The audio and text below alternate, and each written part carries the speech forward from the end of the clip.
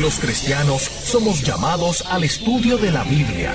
Es a través de la palabra de Dios que podemos conocerla y crecer. 104.1 Redentor presenta al pastor José Martínez en Bíblica. Hola, soy el pastor José Martínez y este es tu programa Bíblica, Estudio y Respuestas de la Palabra de Dios. Programa que tiene como propósito ayudarte a conocer mejor a Dios a través del estudio de la Biblia, que se transmite semanalmente por aquí, por 104.1 Redentor FM, desde San Juan, Puerto Rico, y a través de internet para todo el mundo. Te agradecemos tu fiel sintonía de cada semana y te recordamos que para preguntas o comentarios puedes escribirnos a la dirección electrónica pregunta@biblica.com. Pregunta@biblica.com. Recuerda siempre Bíblica con 2K, y que también puedes visitar nuestra página web con la misma dirección y que muy pronto anunciaremos sale en una nueva edición. Nuestra oración a Dios hoy es adaptada del Salmo número 27. Señor, me darás cobijo en tu cabaña el día de la desgracia. Me ocultaré en lo oculto de tu tienda, me encumbrarás en una roca. Entonces levantarás mi cabeza ante el enemigo que me hostiga, y yo ofreceré en su tienda sacrificios de victoria. Cantaré, tocaré para ti. Escucha, Señor, el clamor de mi voz. Ten piedad de mí, respóndeme. Digo para mis adentros, busca su rostro. Sí, Señor, tu rostro busco. No me ocultes tu rostro. No rechaces con ira a tu siervo, que tú eres mi auxilio. No me abandones, no me dejes, Dios de mi salvación. Si mi padre y mi madre me abandonan, yo sé que tú, Señor, me acogerás. Amén. Hoy continuamos con nuestro estudio bíblico sobre Mateo, ya en el estudio número 16. Así que, dicho todo esto, bienvenidos a Bíblica, un programa de estudio y respuestas de la Palabra de Dios. Estás en sintonía del programa Bíblica, estudio bíblico sistemático y enseñanza de cómo estudiar las Escrituras, con el análisis del doctor José Martínez. Bienvenidos de regreso a Bíblica, estudio y respuestas de la Palabra de Dios con el pastor José Martínez. Antes de continuar, queremos dar un saludo muy afectuoso a todos aquellos hermanos y hermanas que nos acompañaron el pasado sábado en este evento hermoso, el 5 de marzo. Sabemos que fue de bendición para ustedes, fue de bendición para nosotros los participantes, y estamos tan agradecidos de Dios de encontrar tantos hermanos y hermanas que están interesados e interesadas en conocer más de Dios a través de su palabra. Bendiciones para todos ustedes. Bueno, continuamos con nuestro estudio bíblico sobre Mateo. Estamos, como ya dije, en el estudio número 16. Estamos aún en el Sermón del Monte. Ya hemos repasado del nacimiento de Jesús, del comienzo de su ministerio, por supuesto, bautismo, tentación, y la enseñanza en este Sermón del Monte, que comienza con las bienaventuranzas y continúa luego con la relación entre Jesús y la ley. Estamos ahora en una sección muy interesante. Acabamos de concluir la parte donde Jesús dice, oísteis que fue dicho, pero yo os digo. Es Jesús dando la versión real, más completa, de cumplimiento más cabal, si queremos, de la ley de Dios. Terminado esta parte, el resto del capítulo 5 de Mateo, donde vimos esto que acabo de mencionar, Jesús ilustra con 6 ejemplos de cómo se aplica este principio a las áreas de las relaciones, del odio, de la sexualidad, del divorcio, de la integridad. Habló del ojo por ojo y del amor a los enemigos. Ahora bien, llegamos al capítulo 6, y con el capítulo 6 comenzamos no solo un nuevo capítulo, comenzamos también un nuevo tema. Por supuesto, todavía, como hemos dicho y enfatizo, estamos en el Sermón del Monte. El Sermón del Monte abarca los capítulos 5 al 7. Y como hemos visto, de este sermón hasta este momento destaca la clase de vida de los que siguen a Jesús en su reino. En la sección anterior, repasamos nuevamente, pudimos ver cómo a través de su habéis oído, pero yo os digo, Jesús enseña sobre la vigencia y verdadero significado de la ley y su supuesta en práctica en las relaciones humanas. En esta sección que comenzamos ahora, el matiz es un poco diferente, porque Jesús enseña sobre la manifestación externa de la piedad religiosa farisaica en las ofrendas, en las oraciones y en el ayuno, por supuesto corrigiéndolas, y también, muy importante, en el objetivo o motivación detrás de estas prácticas religiosas, dándonos la forma correcta de hacerlo. Expresado esto mismo en forma de pregunta, sería algo así como esto lo que Jesús está planteando. En tus oraciones, en tus ruegos, en tus ofrendas, en tus ayunos, ¿a quién tratas de impresionar? Pregunta que debemos hacernos, por supuesto, nosotros mismos en nuestra vida cristiana, en nuestra práctica cristiana diaria. ¿A quién estamos tratando de impresionar? Comenzamos leyendo el verso 1 del capítulo 6 de Mateo. Cuídense de no practicar su justicia delante de los hombres para ser vistos por ellos. De lo contrario, no tendrán recompensa de su Padre que está en los cielos. Con estas palabras se comienza a destacar la diferencia abismal entre el sentido religioso puramente humano y la verdadera práctica del culto a Dios en el reino de los cielos. En la primera, el foco es el reconocimiento humano, el aplauso de los hombres. En la segunda, el regocijo de Dios. Solo en la segunda forma, la que va dirigida a Dios y que no se interesa en agradar o conseguir el aplauso de los hombres, se encuentra la recompensa espiritual que, por supuesto, viene del mismísimo Dios. Sigue el capítulo 6 de Mateo en su verso 2, entrando a esta sección sobre las ofrendas, la oración y el ayuno que nos ocupará el resto de este estudio. Verso 2 de Mateo 6 dice así: Por eso, cuando des a los necesitados, o cuando des ofrenda, como dice la Reina Valera, no lo anuncies al sonido de trompeta, como lo hacen los hipócritas en las sinagogas y en las calles, para que la gente les rinda homenaje. Les aseguro que ellos ya han recibido toda su recompensa. Más bien, cuando des a los necesitados o cuando ofrendes, que no se entere tu mano izquierda de lo que hace tu derecha, para que tu limosna sea en secreto. Así tu Padre que ve en lo que se hace en secreto, te recompensará. En este bloque de 3 prácticas piadosas, observemos primero los elementos en común y sus contrastes, según vamos analizando cada una de estas 3, ofrenda, oración, ayuno. En términos de la conducta, Jesús anuncia, no lo anuncies al son de trompeta. En términos de la oración, dice que los fariseos gustan de orar en las sinagogas y en las plazas. Y con relación al ayuno, dice que lo que acostumbran es poner cara triste de rostros demudados para que todo el mundo se entere de que están ayunando. ¿Qué es lo que buscan? Pues los que anuncian a son de trompeta su ofrenda, lo que están buscando es que se les rinda homenaje. Los que oran en sinagogas y plazas, lo que buscan es que la gente los vea. Y los que ayunan y lo hacen patente para que todos se den cuenta, exactamente eso es lo que están buscando y esa es la recompensa que reciben. Están mostrando que están ayunando, quieren que todo el mundo lo sepa y ya esa, dice Jesús, es su recompensa. Repetimos, en estos 3 casos, los practicantes logran su objetivo. Ya han recibido toda su recompensa. El aplauso de los hombres, la admiración de los hombres. Segundo de estas sentencias se encuentra la corrección presentada por Jesús, que en esencia es la misma en las 3 situaciones. Si lo que buscas, dice Jesús, es la aprobación de Dios, asegúrate de que sea Él quien te vea. Una tercera cláusula termina más bien las 3 enseñanzas. Dice Jesús al final de cada una de estas 3 presentaciones. Dice, así tu Padre que ve lo que se hace en secreto, te recompensará. Y de esa manera Jesús deja claro otra diferencia en estas clases de procederes. En una, la recompensa es inmediata. La otra será en el futuro, seguramente en el advenimiento del reino de los cielos en toda su gloria. Con esta búsqueda del aplauso y el reconocimiento de los hombres por parte de los fariseos cuando ofrendan, cuando oran, cuando ayunan, ellos están buscando lo que podríamos llamar modernamente una gratificación inmediata. Quieren el aplauso de los hombres y lo pueden recibir inmediatamente. Eso es común en nuestros tiempos, quizás en otras áreas, pero no es una buena cualidad. Nosotros los cristianos sabemos que si fuera a haber cualquier clase de recompensa, esperaremos a la llegada del reino de los cielos, esperamos a nuestro amado Jesús y que Él haga como desee con nosotros. Es una bendición servirle y eso para nosotros es más que suficiente.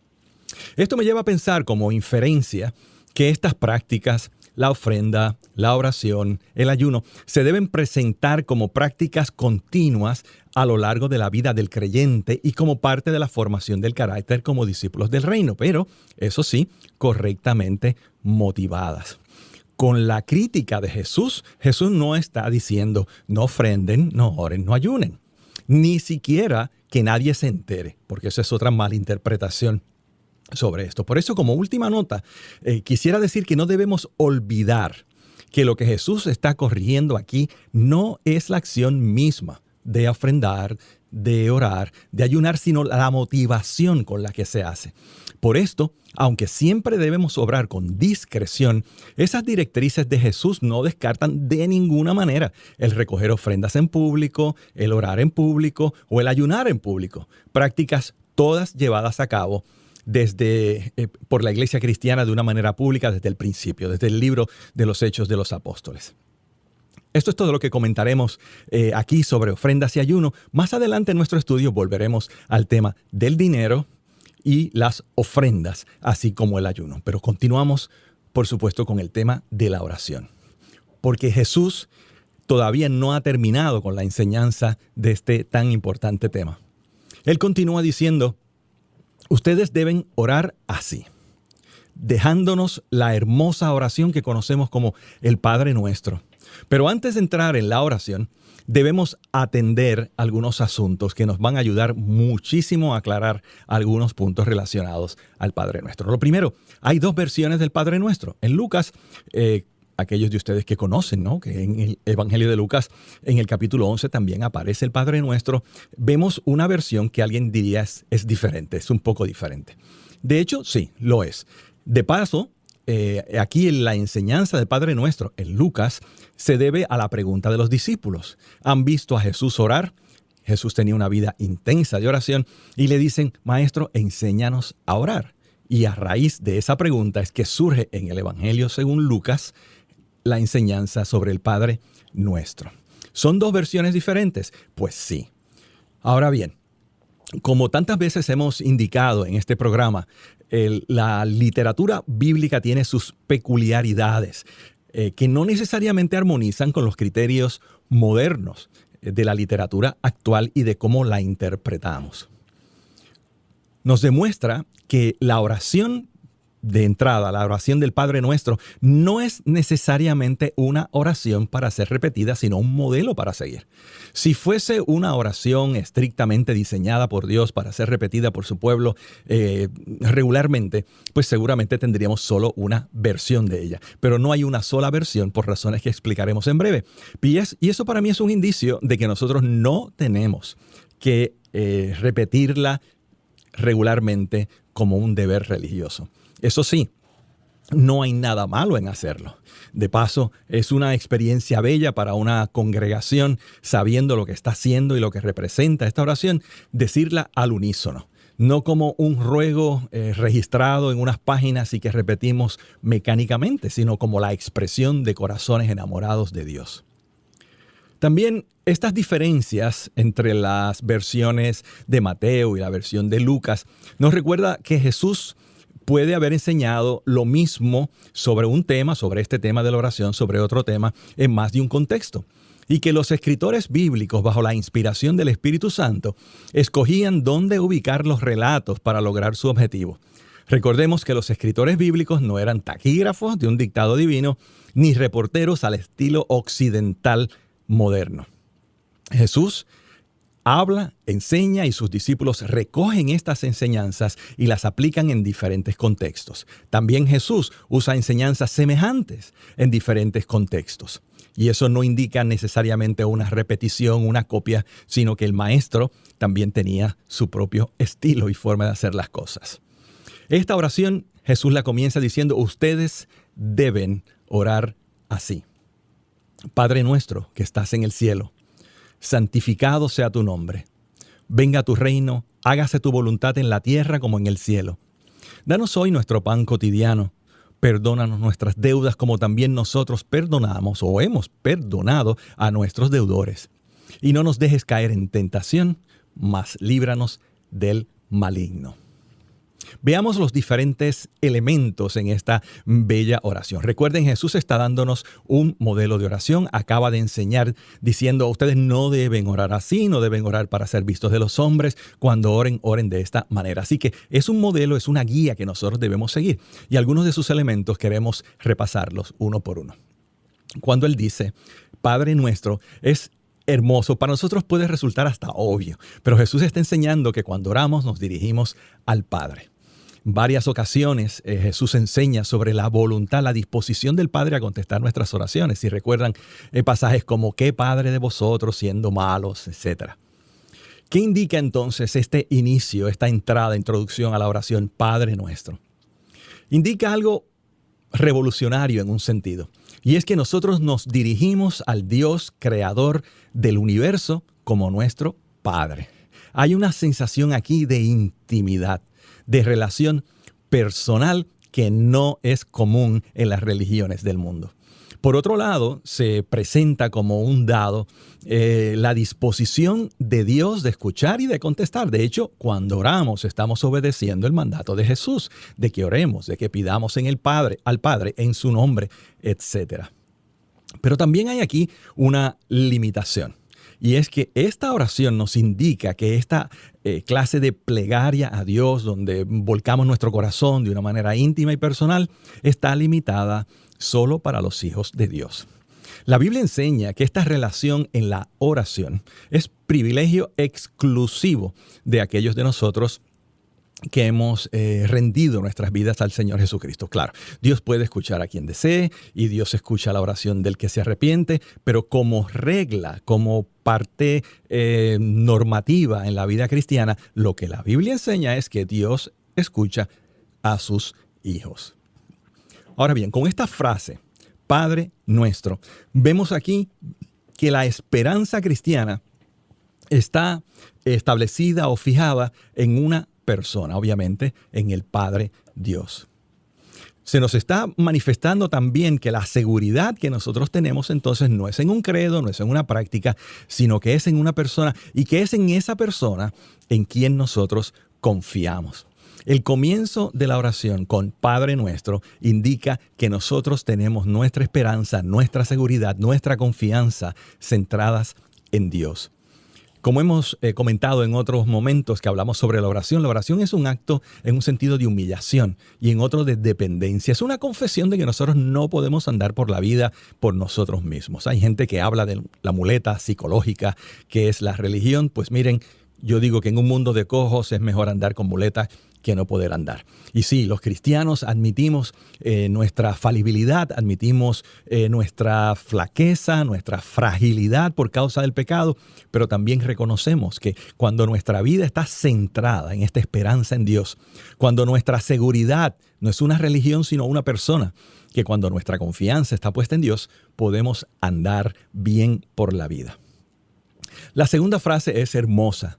Dice, Padre nuestro que estás en los cielos.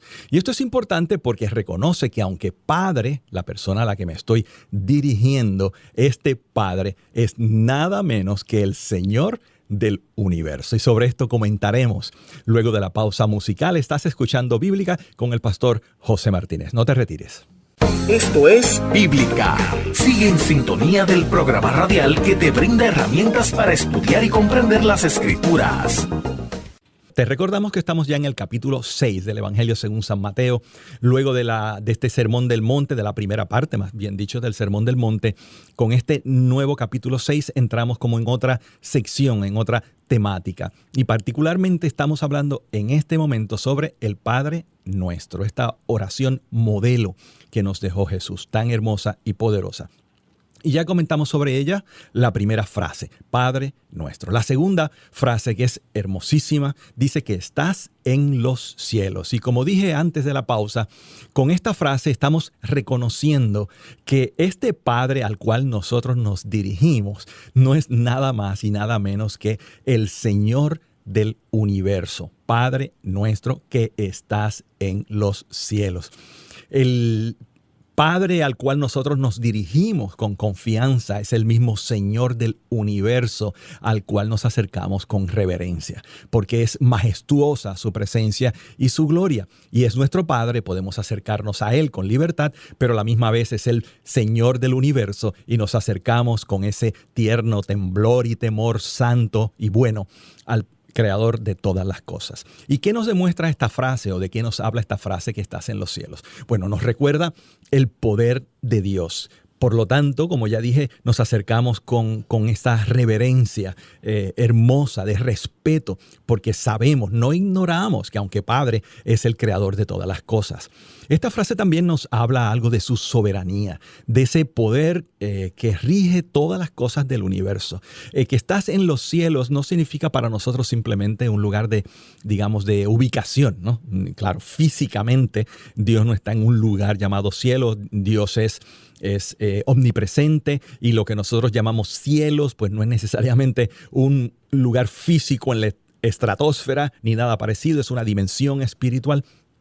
Pero ese Dios nuestro que está como Padre nuestro en los cielos es el Señor del universo y es soberano. Cuando nosotros oramos, sea el Padre Nuestro o una oración semejante al Padre Nuestro, estamos admitiendo, estamos reconociendo, estamos confesando que Dios es soberano. Nos estamos humillando a Dios, y esto es muy importante por cosas que diremos un poco más adelante. La doctrina de la oración, tristemente, se ha distorsionado de una manera tal que en lugar de ser este acercamiento reverente, santo, podríamos decir hasta cuidadoso, temeroso, de la manera correcta, a Dios se ha convertido en una oportunidad de darle instrucciones al Creador del universo, por paradójico o increíble o contradictorio que eso parezca. Porque con esta frase, que estás en los cielos, admitimos no solamente el poder y la soberanía de Dios, sino cuánto dependemos de Él. Nuestra dependencia de Dios, que de paso está reflejada, creo que ya lo comentamos antes, en el hecho mismo de orar. Cuando nosotros estamos orando, y eso es una de las razones por las cuales el cristiano tiene que orar con regularidad. Hay gente que dice, bueno, si Dios sabe lo que yo voy a pedir, Él nos ha dicho que oremos. Y una de las razones, de varias, es que esta dependencia nuestra es demostrada a través de la oración. Admitimos que no vamos solos por la vida, decidiendo nuestro destino y haciendo lo que nos parece. Admitimos que necesitamos la guía de Dios. Y eso, hermanos, más que una carga, es algo hermoso para el creyente. Saber que el Dios soberano, creador del universo, poderoso, nosotros podemos depender de Él. Y así, con esta frase, hablamos de la razón de nuestra esperanza, que no es una religión, no es una cosa, es una persona, y que nuestra seguridad está basada en esa persona, pero que esa persona es tan grande y poderosa que Él es quien manda aquí. Nosotros no somos los que le damos instrucciones a Dios, somos sus súbditos. Y si queremos una palabra todavía un poco más radical, somos los esclavos de este Señor. Un Señor que nos ama tanto que dio a su Hijo. Y nosotros nos sometemos felizmente a su dominio, a su soberanía, porque Él es el que manda y nosotros nos sometemos a su voluntad. La tercera frase, hermosa también, dice, santificado sea tu nombre. Y aquí hay que hacer una pausa, porque aquí en esta frase se está revelando de alguna manera cuál es la motivación de nuestra oración. Lo que queremos es la gloria de Dios. Y si nosotros los creyentes pudiéramos vivir conscientes de que nosotros lo que buscamos es la gloria de Dios, no solo nos ahorraríamos multitud de problemas, sino que nuestra vida con el Señor sería mucho más profunda, tierna y dulce. Porque no buscamos ni nuestro progreso, ni nuestro beneficio personal con las cosas que hacemos o decimos, sino que lo que queremos en todo momento es que este Dios nuestro sea glorificado, que sus características, su amor, su poder, su gloria, su majestad, sean dadas a conocer. De eso es que se habla cuando decimos que buscamos la gloria de Dios. Ahora bien, cuando aquí se dice santificado sea tu nombre, en la forma en que está expresada, por lo menos en nuestro idioma, da la impresión que lo que nosotros queremos es que el nombre de Dios sea hecho santo. Pero el nombre de Dios es santo. Él tiene una persona y Él quizás la característica que mejor, en opinión de algunos teólogos, describe esta majestuosa deidad es exactamente la santidad. Así que cuando oramos, santificado sea tu nombre, lo que estamos diciendo es que este carácter de Dios, santo, perfecto, se haga manifiesto, se observe en el mundo, la gente pueda encontrarse con ese atributo divino y tornarse a Dios. Así, de esa manera, mostramos cuál es la prioridad de nuestra esperanza. Como dije, es la gloria de Dios, no nuestra propia satisfacción. La gloria de nuestra seguridad. Estamos basados en la persona y promesas de un Dios glorioso y santo. Y también estamos afirmando lo que para nosotros es más importante, la gloria de Dios. Jesús sigue diciendo, venga tu reino, sea hecha tu voluntad. Y aquí está presentando algo que también es poderoso. Venga tu reino, sea hecha tu voluntad. Obviamente son dos frases, pero están muy relacionadas. Y por supuesto dice, sea hecha tu voluntad en la tierra, así como en el cielo. Aquí estamos manifestando, por un lado, nuestro deseo. Y el deseo, venga tu reino, es que el reino de Dios sea instaurado ya plenamente. Cuando nosotros con la iglesia primera decimos Maranata, ven Señor Jesús, o como al final de Apocalipsis, ¿no? El Espíritu y la esposa dicen ven, amén, sí, ven Señor Jesús. Estamos clamando por la llegada, la manifestación completa del reino de Dios, del dominio de Dios sobre toda su creación, donde todos los enemigos de Dios, diablo, muerte, pecado, enfermedad, van a ser absoluta, total y definitivamente derrotados. Y por supuesto, nosotros anhelamos ese momento, pero ese momento se da a partir del regreso de nuestro Señor Jesucristo. Así que cuando estamos diciendo, venga tu reino, en un sentido lo que estamos diciendo es, Señor Jesús, ven, establece tu trono, establece tu gloria, establece tu reino sobre la tierra. Y por supuesto, relacionado con eso, la otra frase, sea hecha tu voluntad en la tierra, así como en el cielo, que por supuesto es complementaria de la primera. No nuestra voluntad, Señor, sino tu voluntad queremos verla manifestada en la tierra. Aquí, así que cuando mencionamos esta frase, ¿no? En nuestra oración, venga tu reino, etcétera, estamos suplicando por el regreso de Cristo, por el establecimiento de la gloria de Dios, del reino de Dios sobre la tierra, pero a la misma vez, hermanos, quizás no lo sabemos, quizás no estamos conscientes de eso. Junto con la bendición del pueblo de Dios, estamos quizás esperando o manifestando el deseo de que ya ocurra la manifestación no solo del amor de Dios para su pueblo, sino del juicio de Dios. En todo el Antiguo Testamento, y lo vemos también en el Nuevo, hay este principio en las verdaderas profecías bíblicas. Y es que estos dos elementos se conjugan y se acompañan siempre. Por un lado, la bendición para el pueblo de Dios. Por otro lado, el castigo para el que no es pueblo de Dios. Juicio y bendición van siempre juntos en estas profecías del Antiguo Testamento. Y con la llegada del día del Señor no será diferente, no será menos. Por un lado, la bendición inmensa para aquellos que por gracia, por el regalo inmerecido de Dios, hemos encontrado a Dios en nuestra vida, recibiremos la bendición de estar con Él, la bendición de su presencia, la bendición de ese reino glorioso. Pero a la misma vez, el juicio para aquellos que han ido contra Dios, que han ido contra las cosas de Dios. Y cuando tantas veces la gente clama y dice, ¿por qué no se pasa juicio sobre estas naciones tan malvadas, estas cosas terribles que pasen? Hermanos, el juicio vendrá en su momento y Dios será el juez. Estamos manifestando entonces con esta frase, venga tu reino, etcétera. ¿Cuál es la meta de nuestra esperanza? Nuestra esperanza no está basada en una prosperidad personal, no está basada en el progreso físico o económico. Nuestra esperanza está basada en nuestra participación con Dios en su reino. La petición entonces es el queremos, Señor, ser parte de ese reino y vivimos para eso. Vivimos para la extensión de tu reino y queremos que ese reino sea manifestado ya. Amén. Sí, ven, Señor Jesús. La frase que sigue es muy interesante porque es la única petición personal de carácter, digamos, no espiritual. No es que no sea espiritual, pero no es directamente espiritual y lo explico. La frase es, el pan nuestro de cada día, dánoslo hoy. Con esta frase estamos diciendo que nuestras necesidades físicas le importan a Dios.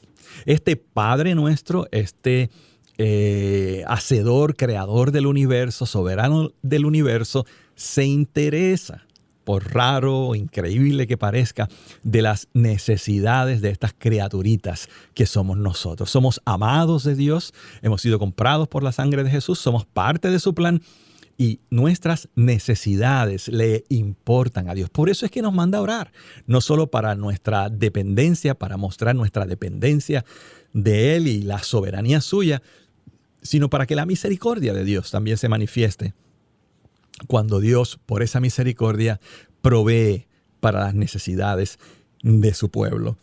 Porque estamos aquí orando por provisión. El pan nuestro de cada día, dánoslo hoy. Y como decía, es la única oración donde pedimos en el Padre Nuestro algo para nosotros que no sea de carácter espiritual. Claro, no descarto que la oración por alimentación y la contestación de Dios tengan un elemento poderosamente espiritual. Pero lo que quiero decir es que es el único momento, y esto es importante para aquellos que no acaban de entender la doctrina bíblica sobre la oración, es el único momento que estoy pidiendo algo para mí, que sea para mi necesidad exclusiva personal. Que no es malo pedirlo. De hecho, el Señor aquí nos está enseñando a hacerlo. El pan nuestro de cada día, dánoslo hoy. Así que nuestras necesidades le importan a Dios. Lo material también es importante para Dios, pero no hay aquí ningún elemento de la mal llamada teología de la prosperidad. Aquí no hay ningún indicio, ninguna insinuación de que lo que yo pida es para engrandecer mi poder, mi fama, mi nombre, mi bienestar personal.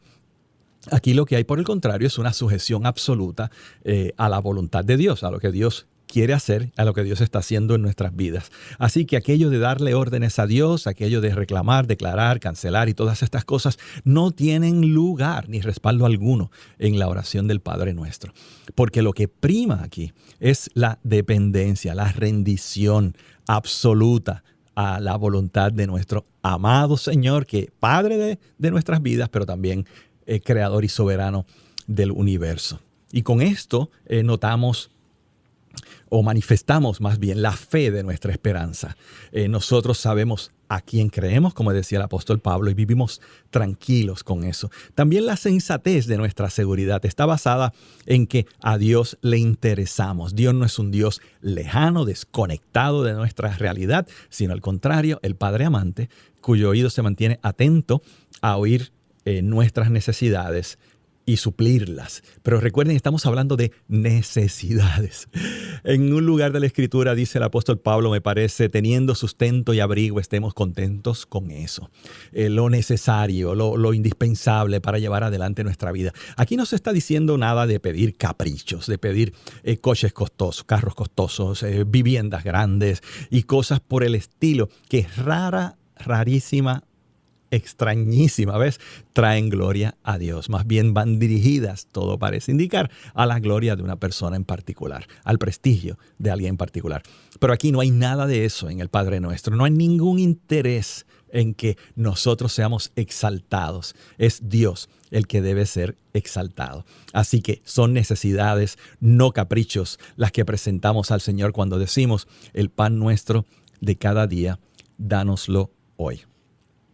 La siguiente frase, tan hermosa e importante, porque de alguna manera, y esto hay que explicarlo un poco, condiciona la contestación a nuestra oración, es la que dice, perdona nuestras deudas, así como perdonamos a los que nos deben. Por supuesto, en Lucas, quizás es la parte que más conocemos, perdona nuestros pecados, así como nosotros perdonamos a los que nos ofenden.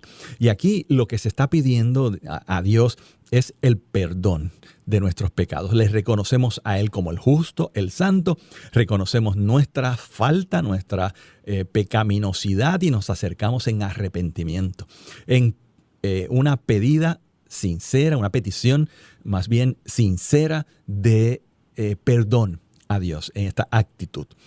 Porque lo que más importa en nuestra esperanza es nuestra relación con Dios. Y lo único que estorba nuestra relación con Dios, por supuesto, es el pecado. Pero, como dije, hay un elemento aquí quizás un poco extraño.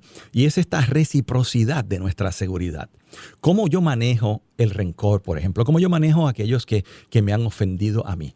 Pues hay varios lugares en la Biblia donde, y honestamente, yo no entiendo siempre cómo Dios va a poner esto en la práctica, pero hay veces, varias veces en los evangelios donde Jesús enseña que nosotros, al no perdonar a aquellos que nos han ofendido, no nos hacemos candidatos al perdón de Dios. Sea porque cuando no perdonamos, demostramos que nosotros no hemos sido perdonados, o sea, simplemente porque Dios no nos va a perdonar, punto, porque nosotros rehusamos tener esa parte del carácter de Dios de ser perdonador. Sea como fuese, el Padre Nuestro es claro. Perdona nuestras deudas, perdona nuestros pecados, así como nosotros perdonamos a los que nos deben o nos han ofendido a nosotros. Y con esa nota tan hermosa de contrición, de arrepentimiento, continuamos, más bien terminamos nuestro estudio por el día de hoy, invitándoles a que estén con nosotros la próxima semana. Esto ha sido Bíblica con el pastor José Martínez y te esperamos nuevamente la semana próxima. Que Dios te bendiga. Estuvo en sintonía de Bíblica. Puede escribir sus preguntas a pregunta@biblica.com. Será hasta el próximo lunes en